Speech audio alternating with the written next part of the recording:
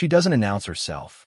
She simply appears on the horizon, a long, seamless form moving through the water as though the ocean itself shaped her into being. 200 meters of pure intention. Not a single line out of place. Not a single detail left to chance.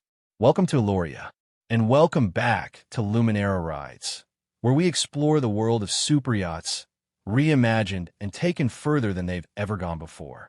Everything you're about to see is a concept. So whether you're here to dream, to be inspired, or simply to spend some time in the presence of extraordinary design, you're in the right place. Let's go aboard. The first thing you notice about Aeloria is what she doesn't have. She doesn't have the stacked, boxy deck profile that became the default template for large superyachts throughout the 2000s. She doesn't have hard horizontal lines fighting against the movement of water beneath her. She doesn't look like a floating building. What she has instead is continuity, a single, flowing silhouette that begins at the bow and arcs gracefully, deliberately, all the way to the stern. At 200 meters in length, she sits in the range of the world's largest private yachts. The dominant color of the hull is a deep ocean blue metallic, a shade that shifts depending on the light. The aerodynamic profile eliminates any unnecessary vertical surface area. Every curve is there to reduce wind resistance, to manage airflow around the superstructure, and to maintain that unbroken visual line from bow to stern. She is in every sense a hull that earns its shape. As we move upward from the hull, the deck structure of Aloria reveals itself in layers.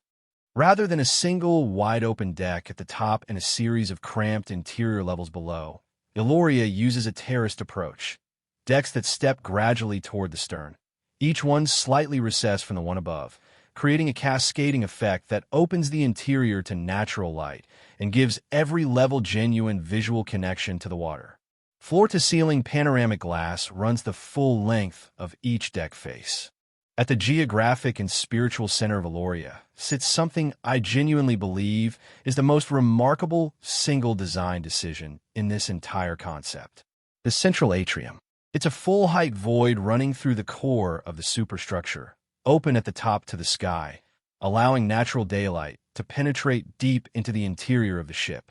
The uppermost deck of Aloria is given entirely to leisure, and it is designed without compromise. Sculpted lounge areas follow the organic geometry of the deck itself, with sunbeds and seating arranged not in the rigid rows you might find at a resort pool, but in flowing clusters that feel natural and uncontrived. Every position on this deck has a clear, unobstructed view of the horizon. At the forward end of the upper deck, a touch-and-go helipad is cleanly integrated into the structure. From up here, standing at the bow of the upper deck on a calm morning, the view forward is, I imagine, one of the finest views available on any vessel in the world. Running along the starboard side of Aloria is a 25-meter infinity pool. When you're in the water, the visual barrier between the pool and the ocean disappears almost entirely. You are floating at the edge of the vessel, with nothing between you and the sea but a plane of crystal-clear glass.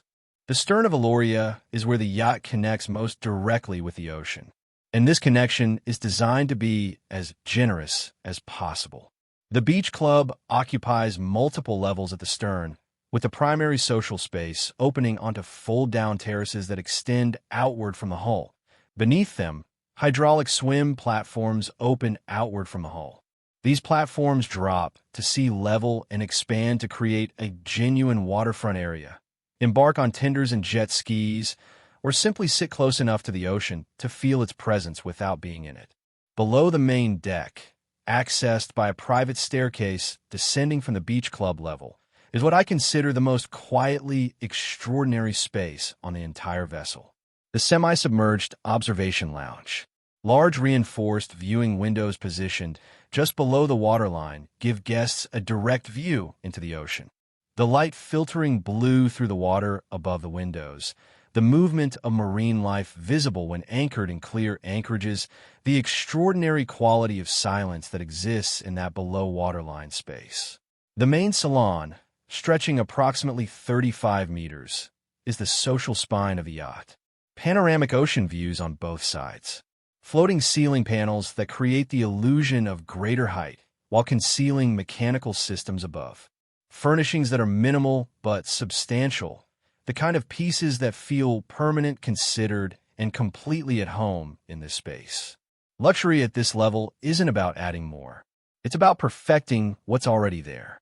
The owner's suite occupies the entire forward section of the upper deck, a position chosen because it offers the greatest privacy from guest areas and the finest forward views on the vessel. The master bedroom is spacious in the way that only makes sense at sea. Not oversized for its own sake, but generous enough that it never feels like a cabin.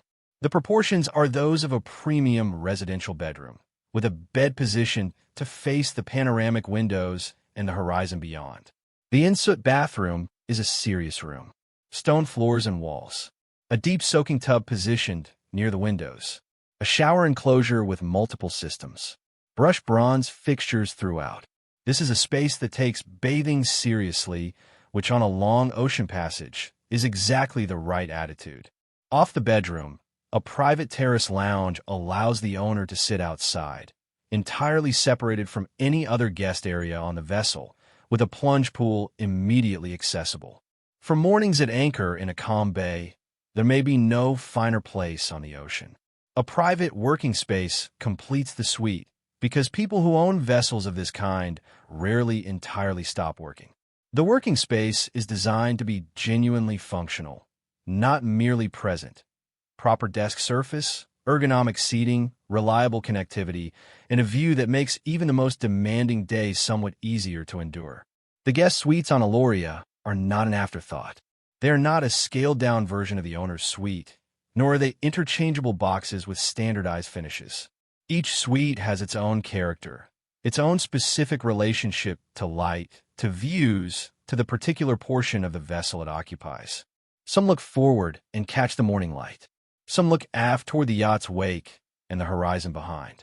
Each is a private terrace, a genuine outdoor space belonging to that suite alone, and a bathroom finished to the same standard as the owner's in soot.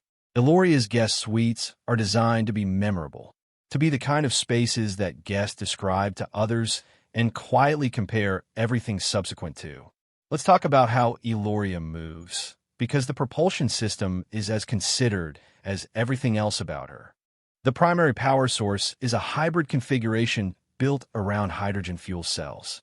Hydrogen fuel cells generate electricity through an electrochemical reaction, combining hydrogen and oxygen to produce power, with water as the only byproduct.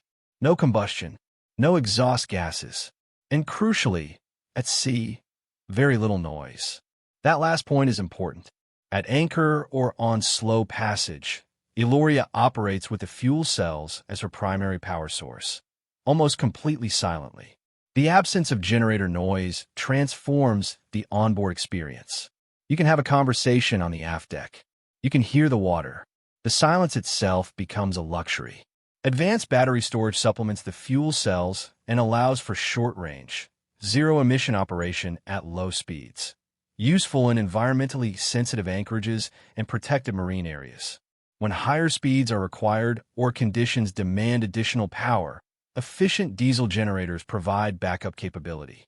The result is a vessel that can cover serious ocean distances, maintain the speed required for schedule-driven cruising, and yet default, whenever conditions allow, to an operating mode that is quiet, clean, and profoundly considerate of the marine environment she moves through. Night changes Aloria entirely. The exterior lighting is integrated directly into the architectural lines of the hull and superstructure, not added to them. Light traces the yacht's curves rather than illuminating them from outside. The result is a vessel that glows at night rather than one that is simply lit up. There are no spotlights, no floodlit decks visible from a mile away, no harsh blue underwater lights turning the sea around her into a swimming pool. Instead, there's a soft, warm luminescence that follows the silhouette of the vessel, emphasizing the same flowing lines that define her in daylight, while creating a quality of light that is calm, intimate, and utterly distinctive. From a distance, at anchor in a dark bay, Aeloria at night looks like nothing else on the water. She is immediately recognizable, not because she is loud, but because she is unmistakable. There's a question that comes up with every vessel we explore on this channel, and it's a good one. What makes a superyacht great? Speed? Size? The length of the specification sheet? The number of jet skis in the garage? I don't think it's any of those things. I think a great superyacht is one where every decision, every material, every dimension, every system, every detail has been made in service of a single coherent idea about what it means to be at sea, where the engineering and the design and the experience of being aboard are all expressions of the same intention. Aloria is a vessel built around a very specific idea, that the ocean is not something to be insulated from. It is something to be connected to. That luxury at sea should feel like the sea, quiet, vast, moving, alive. 200 meters. A hull born from the geometry of waves. A kinetic sculpture hanging in a shaft of natural light. A pool at the edge of the world. A room that lets you hear the ocean through its walls. She doesn't exist, but the ideas she represents, those are very real. Thank you for spending time with Aloria today. If this is your first visit to Luminera Rides, we explore concepts like this regularly. And if the detail and depth of what we do here resonates with you, the subscribe button is right there. If you want to see another futuristic design, click on the video on your screen, and I will see you there.